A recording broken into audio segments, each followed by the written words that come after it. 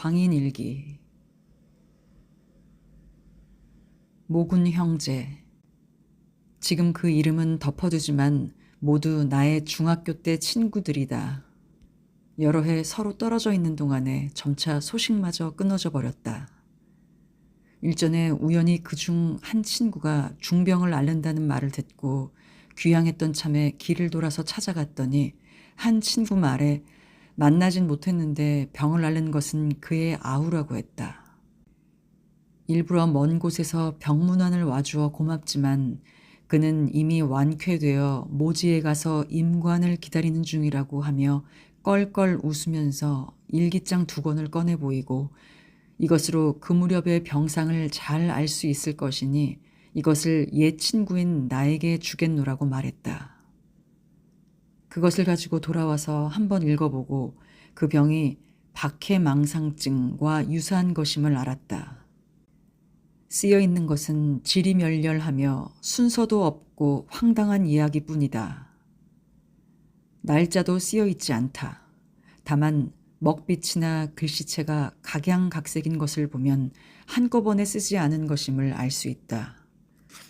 그 중에 간혹 문맥에 연락이 닿는 곳도 있어 여기 한 편을 뽑아내어 의학자들의 연구자료로 제공하려 한다.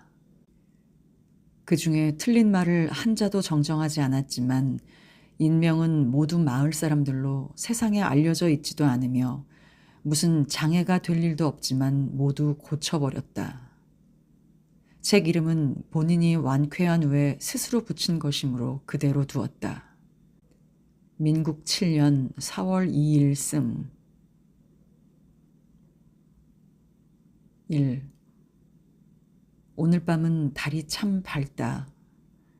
나는 30여 년 동안이나 저것을 못 보았다. 오늘 저것을 보니 기분이 유난히 상쾌하다. 이전에 30여 년 동안을 완전히 혼미 속에서 살아왔음을 이제 겨우 알았다. 하지만 어디까지나 조심하지 않으면 안 된다. 그렇지 않다면 저 조간의 집 개가 왜 나를 자꾸 흘끗흘끗 쳐다보는 것일까? 내가 무서워하는 것도 당연하다. 2. 오늘은 전혀 달이 보이지 않는다. 이젠 안 되겠다고 생각하여 나는 아침에 조심조심 외출했다. 아니나 다를까 조기 영감의 눈초리가 이상하다. 나를 두려워하는 것 같기도 하고 나를 해치려는 것 같기도 하다. 그 밖에도 7, 8명이 모여 서로 얼굴을 맞대고 귀를 바짝 기울이며 나에 대해서 이것저것 비평하고 있었다. 그러면서도 내가 들을까 봐서 두려워하고 있었다. 도중에 만난 사람들 모두가 그랬다. 그 중에서도 제일 흉측해 보이는 그 사나이는 입을 딱 벌리고 나를 향해 껄껄 웃어 보였다. 나는 머리끝에서 발끝까지 소름이 오싹 끼쳤다. 나는 그들이 꾸미는 일이 준비가 다 끝났음을 알 수 있었다. 하지만 나는 두려워하지 않고 여전히 가던 길을 걸어갔다. 앞에 있던 한때의 아이들까지 나에 대해 이것저것 말하고 있었다. 눈초리도 조기 영감과 같고 안색도 모두 푸르죽죽했다. 아이들까지 내게 무슨 감정이 있어 그러는 것일까 하고 생각하니 분통을 참을 수가 없어 큰 소리로 "이놈들아! 내게 직접 말해봐!" 하고 소리쳤다. 그러자 아이들은 달아나 버렸다. 나는 생각했다. 조기 영감은 내게 무슨 원한이 있을까? 길에서 만난 사람들도 내게 무슨 원한이 있을까? 그러고 보니 내가 20년 전에 고구 선생의 낡은 출납부를 슬쩍 밟아 고구 선생이 몹시 언짢은 얼굴을 하신 적이 있었다. 조규 영감은 선생과 면식이 없을 테지만 아마 그런 소문을 듣고 분개하여 마을 사람들에게도 나를 적대시하도록 꼬드겼을 것이다. 하지만 어린아이들은 그 무렵에 그 아이들은 아직 태어나지 않았었다. 그런데 무엇 때문에 그들까지 나를 똑같이 이상스런 눈으로 노려보고 있었을까? 나를 해치려는 듯한 눈초리로. 이건 정말 무서운 일이다. 참으로 이상 야릇하고 슬픈 일이다. 알았다. 이것은 그들의 양친이 가르친 것이다. 3. 밤에는 도저히 잠을 이룰 수가 없다. 무슨 일이든 생각해보지 않으면 모르는 것이다. 그들 중에는 현장에게 가쇠를 채우는 형벌을 받은 자도 있고, 유력자에게 뺨을 맞아본 자도 있고, 말단 관리에게 아내를 빼앗긴 자도 있다. 양친이 책 위에 몰려 죽은 자도 있다.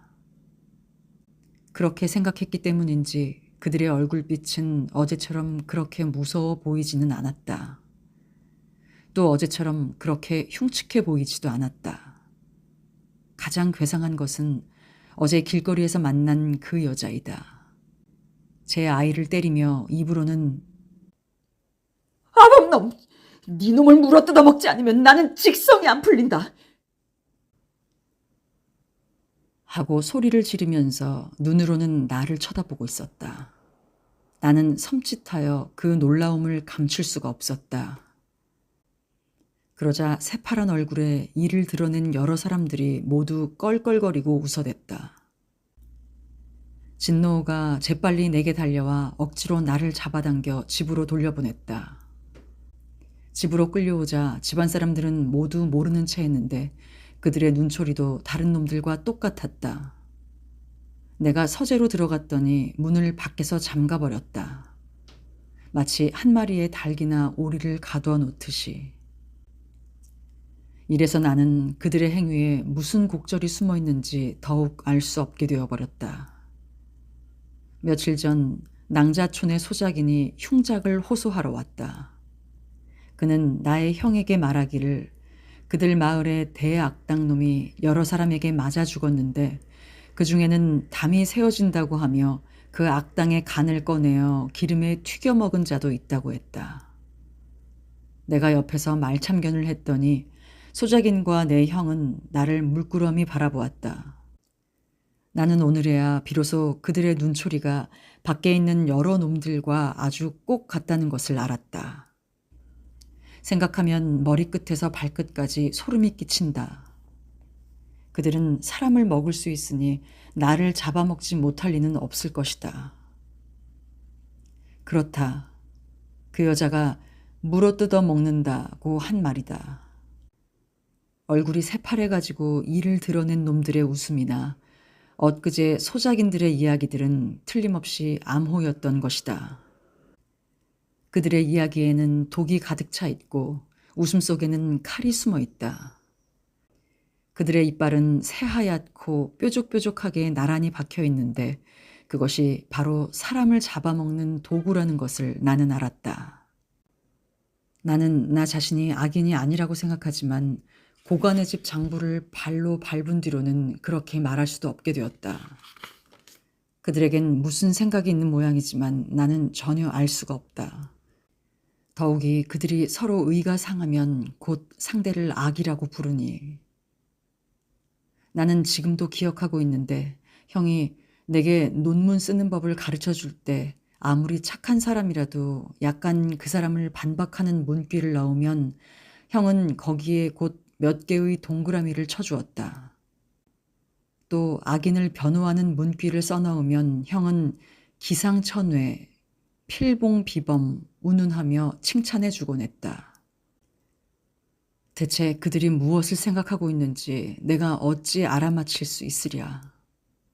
더욱이 사람을 잡아먹으려고 덤빌 때에야. 무슨 일이든 연구해보지 않으면 알 수 없는 법이다. 옛날부터 사람을 먹는 일이 그다지 희귀한 일이 아니었음을 나는 기억하고 있지만 별로 확실치 않다. 그래서 역사책을 찾아 조사해 보았더니 이 역사책에는 연대가 없다. 각 페이지마다 비스듬히 일그러진 인해도덕이라는 몇 자가 쓰여 있다. 나는 어차피 잠을 잘 수 없기 때문에 밤새도록 자세히 살펴보았다. 그랬더니 글자와 글자 사이에서 겨우 또 다른 글자가 보이기 시작했다. 책의 도처에 식인이라는 두 글자가 쓰여져 있었던 것이다. 책에도 이렇게 많이 쓰여 있고 또 방금 소작이네 입에서 이렇게 많은 이야기가 짓거려졌는데도 둘 다 희죽희죽 웃으면서 괴상한 눈초리로 나를 노려본다. 4. 아침에 한동안 나는 마음이 가라앉아 있었다. 진노가 밥을 날라왔다. 차 한 잔과 생선 찐 것이 한 그릇. 이 생선의 눈깔은 희고도 단단했다. 입을 크게 벌리고 있는 모양이 사람을 잡아먹으려는 그놈들과 흡사했다. 몇 젓갈 먹어봤지만 미끌미끌하여 생선인지 사람인지 분간할 수가 없어 전부 토해내버렸다. 너, 내가 하도 갑갑해서 마당을 좀 거닐고 싶으니 형님께 말해주게. 내가 이렇게 말하자 노우는 대답도 하지 않고 나가버렸는데 한참 후에 다시 와서 문을 열어주었다. 나는 꼼짝 않고 그들이 나를 어떻게 처리할 것인가 연구해 보기로 했다. 그들이 나를 절대로 자유롭게 놓아둘 리 없다는 것은 알고 있었다. 아니나 다를까. 형은 한 늙은이를 데리고 왔다. 그 늙은이의 눈에는 흉악한 빛이 가득 차 있었는데 내게 들킬까봐 머리를 수그리고 땅을 내려다보면서 안경테 위로 슬쩍 나를 훔쳐봤다. 너 오늘은 꽤 괜찮은 모양이구나. 하고 형이 말했다. 내가 그렇습니다. 오늘은 하 선생에게 진찰을 부탁드렸다. 그래서 나는 좋습니다. 하고 대답했다. 하지만 실은 이 늙은이가 사형 집행인이 둔갑한 것이라는 것쯤은 다 알고 있었다. 맥을 본다는 것은 핑계삼아 살이 쪘는지 말랐는지 살펴보려는 것임에 틀림없다. 그 공로로 자기도 고기 한 덩어리를 분배받으려는 것이다. 그러나 나는 태연했다. 사람을 잡아먹진 않지만 그놈들보다 훨씬 대담한 것이다. 나는 두 주먹을 불쑥 내밀어 그놈이 어떻게 나오는가 보았다. 늙은이는 눈을 감고 앉아서 한참 동안 내 몸을 만지고 또 한참 동안 우두커니 앉아있더니 그 흉측한 눈을 뜨고 이것저것 쓸데없이 걱정하지 말고 며칠 동안 정양하면 곧 완쾌될 겁니다. 하고 말했다. 쓸데없이 걱정하지 말고 며칠 동안 정양하라고. 정양해서 살이 찌면 그놈들은 물론 그만큼 더 먹을 수 있겠지만 내겐 무슨 이익이 있으며 대체 무엇이 완쾌란 말인가. 그놈들은 사람을 잡아먹고 싶어 하면서도 수법이 비겁하고 사람 눈을 꺼려 음흉하게 감추려 들기 때문에 결연히 덤벼들지 못한다. 참으로 우스꽝스런 놈들이다. 나는 더 이상 참을 수가 없어 큰 소리로 웃었더니 기분이 한결 상쾌해졌다.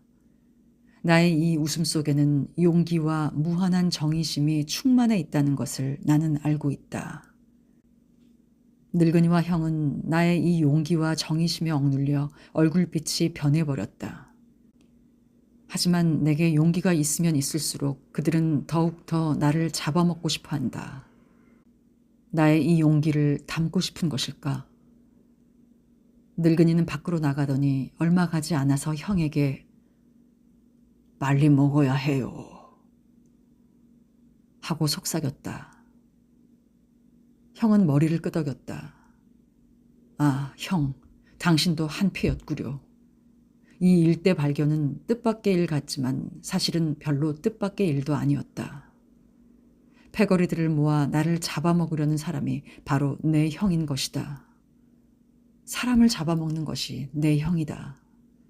나는 사람을 잡아먹는 사람의 동생인 것이다. 나 자신은 잡아먹힌다. 하지만 사람을 잡아먹는 사람의 동생임에는 변함이 없는 것이다. 5. 요 며칠 동안 한 걸음 물러서서 생각해 보았다. 가령 그 늙은이가 사형 집행인이 둔갑한 것이 아니고 진짜 의사라 하더라도 역시 그 늙은이는 사람을 잡아먹는 사람임에는 틀림이 없다.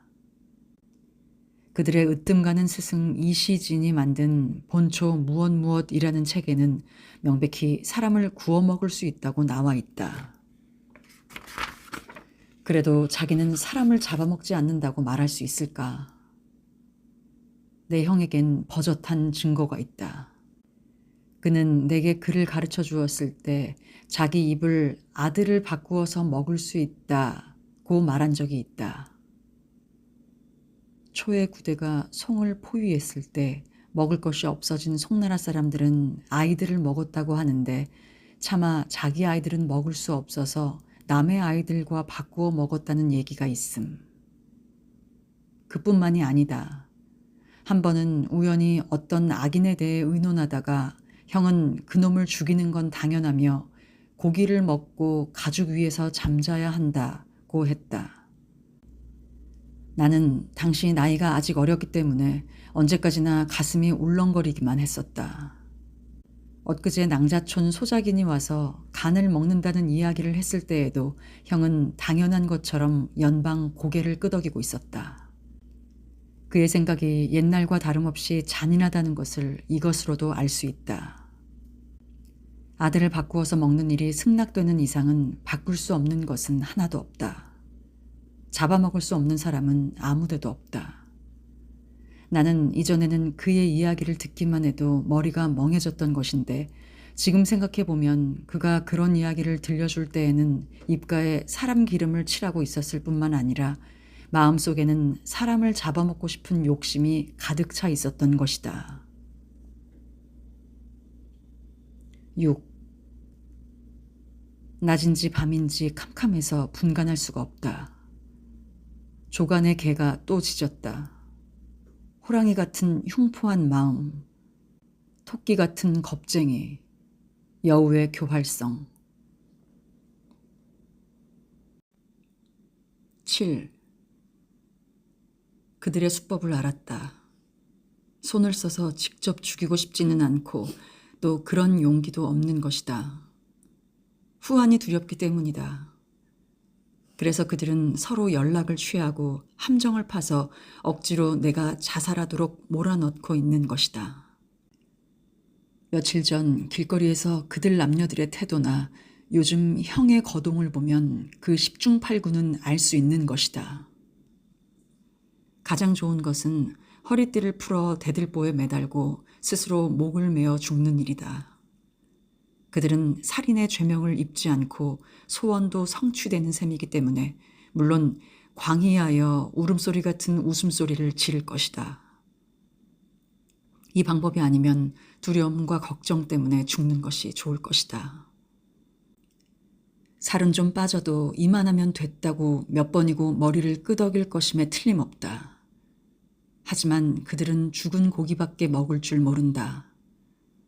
어느 책에서 본 적이 있는데 눈초리가 사납고 몰골도 흉한 하이에나라는 동물은 늘 죽은 고기만을 먹으며 커다란 뼈다귀도 잘게 씹어 삼킨다고 한다. 생각만 해도 무섭다. 하이에나는 이리의 친척이며 이리는 개의 조상이다. 엊그제 조간의 개가 나를 흘끗흘끗 쳐다보는 것이 그 개도 한 패거리가 되어 미리 약속이 되어 있었다는 것을 알 수 있다. 늙은이는 땅만 내려다보고 있었지만 내가 속아 넘어갈 것 같으냐. 제일 가엾은 것은 내 형이다. 그도 사람인데 어째서 조금도 무서워하지 않을까. 더구나 한 패거리를 모아 나를 잡아먹으려 하다니. 너무 익숙해져서 나쁜 줄 모르는 것일까? 아니면 양심을 잃어버려 나쁜 줄 알면서도 죄를 짓는 것일까? 나는 사람을 잡아먹는 인간을 저주해도 제일 먼저 형부터 시작해야겠다. 사람을 잡아먹는 인간을 회오시키더라도 제일 먼저 형부터 시작해야겠다. 8. 하지만 이러한 도리는 지금에 와서는 그들도 이미 다 알고 있어야 할 것이다. 벼랑간 한 사나이가 다가왔다. 나이는 20 안팎, 얼굴은 똑똑히 보이지 않았지만 싱글벙글 웃으면서 나를 보고 머리를 끄덕였다. 그놈의 웃음도 진짜 웃음 같지 않다. 그래서 나는 그에게 사람을 잡아먹는 것이 옳은 일이냐? 하고 물었더니 그놈은 여전히 웃으면서 흉작도 아닌데 사람을 잡아먹다니요. 라고 말했다. 나는 바로 깨달았다. 이놈도 한패거리다. 사람 고기 먹기를 좋아하는 것이다. 그래서 나는 용기 백배하여 끈질기게 물었다. 옳은 일이냐? 그런 걸 물어 어떻게 하겠다는 거요? 당신은 참 농담을 잘하셔. 오늘은 날씨가 좋지요? 날씨도 좋고 달빛도 밝다. 하지만 나는 내게 물어봐야 한다. 정말 옳으냐? 그는 반대했다. 모호하게.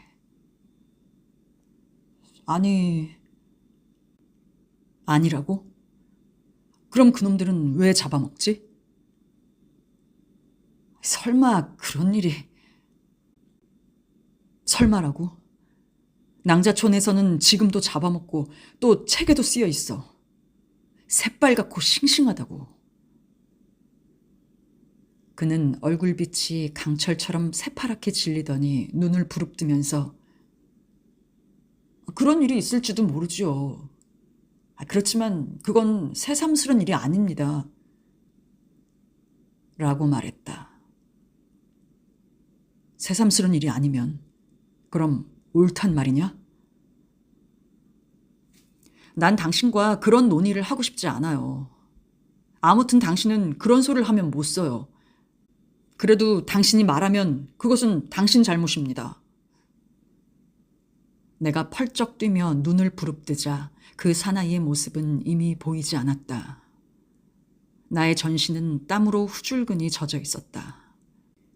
그놈은 내 형보다 훨씬 어리지만 역시 한 패거리임에 틀림없었다. 이건 틀림없이 그놈의 양친이 미리 가르쳤을 것이다. 어쩌면 다른 자식들에게도 모두 가르쳐 주었을지도 모른다. 그래서 아이들까지도 나를 흉측스런 눈초리로 쳐다보는 것이다.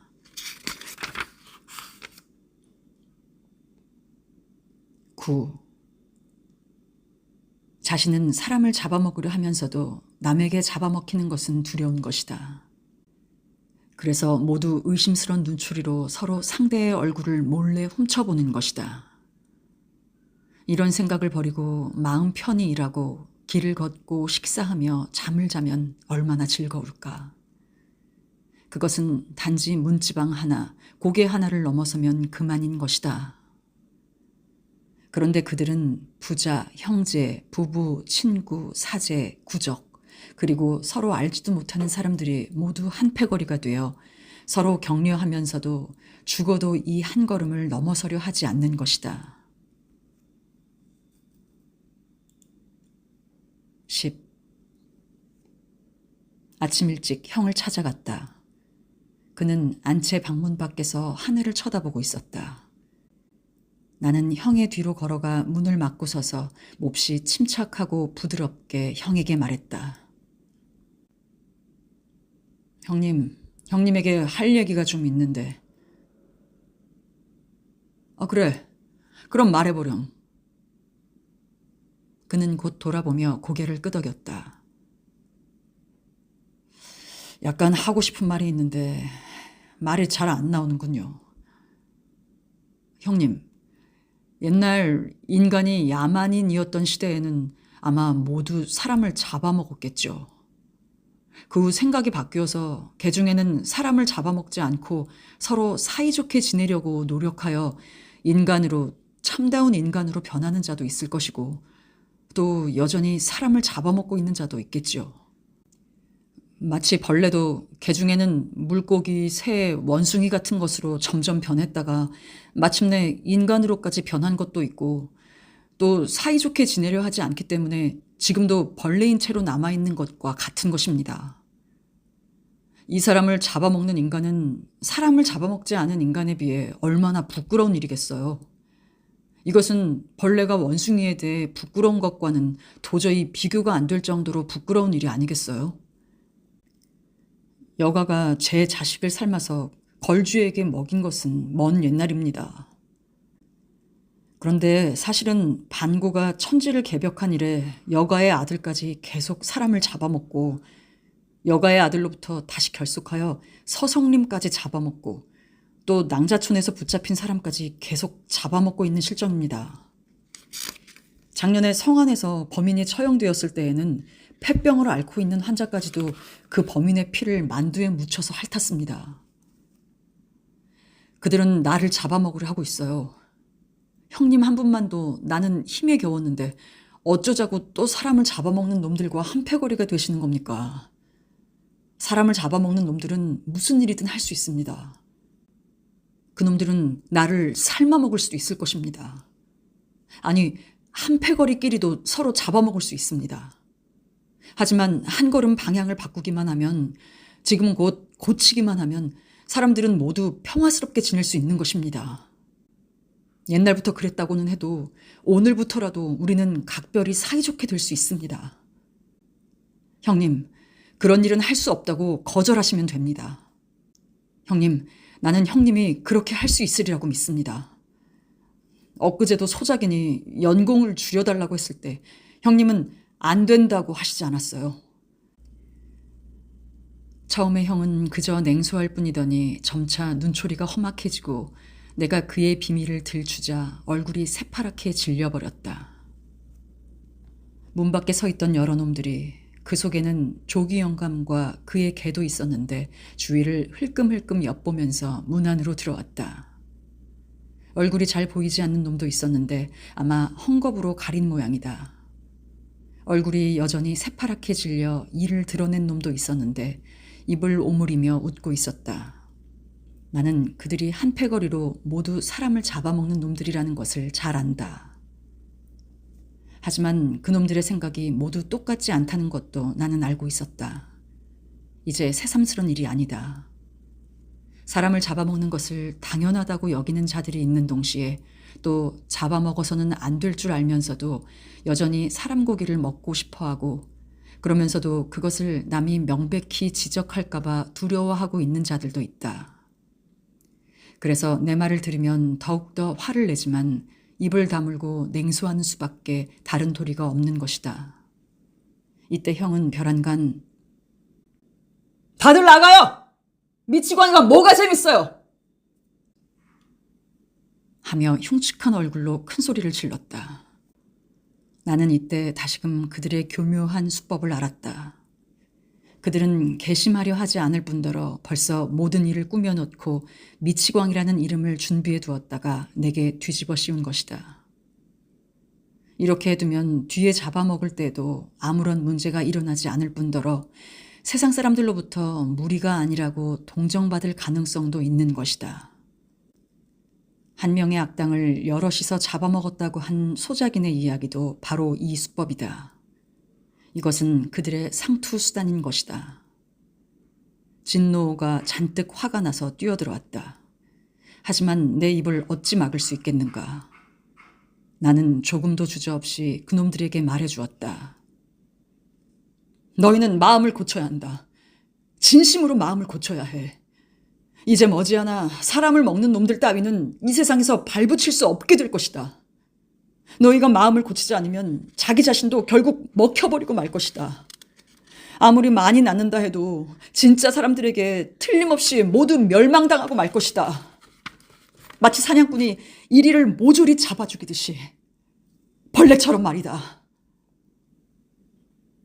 문 밖에 서 있던 놈들은 모두 진노호에게 쫓겨가고 형도 어디론지 가버렸다. 진노호는 나를 달래어 방으로 돌려보냈다. 방 안은 캄캄했다. 대들보와 석가래가 내 머리 위에서 떨고 있다. 한참 떨고 있더니 순식간에 커다랗게 되어 내 몸 위에 쌓이고 말았다. 어찌나 무거운지 꼼짝도 할 수가 없다. 나를 죽일 모양이다. 나는 그 무거운 힘이 속임수라는 것을 알았기 때문에 허우적거려 빠져나왔지만 온몸이 땀투성이었다. 하지만 나는 끝까지 말해주었다. 너희는 지금 곧 마음을 돌려라. 진심으로 마음을 고쳐라. 이제 멀지 않아 사람을 잡아먹는 놈들 따위는 이 세상에 살 수 없게 될 것이다. 10일. 해도 안 뜬다. 방문도 안 열린다. 매일매일 두 끼 식사. 나는 젓가락을 들면 곧 형을 생각한다. 누이 동생이 죽은 원인도 전적으로 형에게 있다는 것을 알았다. 누이 동생이 죽은 것은 겨우 5살 때였다. 그 귀엽고 예쁘던 모습이 지금도 눈앞에 어른거린다. 어머니는 한없이 우셨다. 형은 울지 마시라고 어머니를 달랬는데 아마 자기가 누이 동생을 잡아먹었으니까 우시는 것을 보고 좀 안 됐던 모양이다. 만약 지금도 안 됐다는 것을 안다면 누이 동생은 형에게 잡아먹힌 것이다. 어머니가 그걸 알고 계셨는지 모르셨는지 나로선 알 수가 없다. 하지만 아마 어머니는 알고 계셨으리라고 생각된다. 단지 우실 때 별로 아무 말씀도 안 하신 걸 보면 역시 당연한 일이라고 생각하셨던 모양이다. 내가 너댓 살 때의 일이라고 기억한다.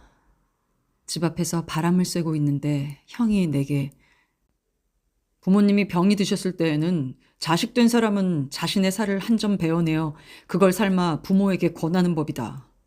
그래야만 훌륭한 사람이라고 할 수 있다. 고 말했다. 옆에서 어머니도 안 된다고는 말씀하시지 않았다. 한 점을 먹을 수 있다면 물론 통째로 먹을 수 있는 것이다. 하지만 그날 어머니가 우시던 일을 생각하면 지금도 정말 가슴이 아프다. 이것은 참으로 기괴하기 짝이 없는 일이다. 12. 이제 생각할 수 없게 되었다. 4천년 이래 항상 사람을 잡아먹어 온 곳 거기서 나도 오랜 세월 살아왔다는 것을 오늘 처음 알았다. 마침 형이 집안 가게를 관장할 때 누이 동생은 죽었다. 형이 밥이나 요리 속에 몰래 섞어서 우리에게 먹이지 않았다고도 얘기할 수 없다. 나 역시 나도 모르는 사이에 내 누이 동생의 고기를 몇 점 먹지 않았다고도 할 수 없다. 이번에는 또 내 차례인 것이다. 4천년 동안 사람을 잡아먹는 이력을 짊어지고 있는 나로서는 처음에 참다운 인간을 만나기가 어렵다는 것을 알 수 없었다. 하지만 이제는 똑똑히 깨달았다. 13. 한 번도 사람을 잡아먹어 본 적이 없는 아이들이 어딘가에 아직 있을지도 모른다. 아이들을 구하라. 1918년 4월